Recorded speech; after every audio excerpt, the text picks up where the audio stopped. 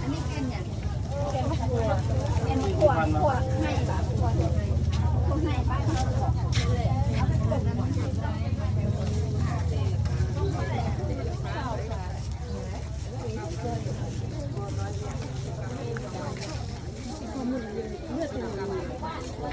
บุมีเลยทำเป็นบุมี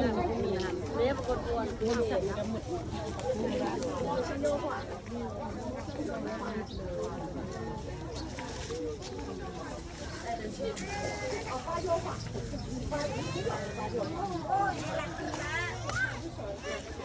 นี่นะเอาขยางมาทุ่มมันไม่บึกเจ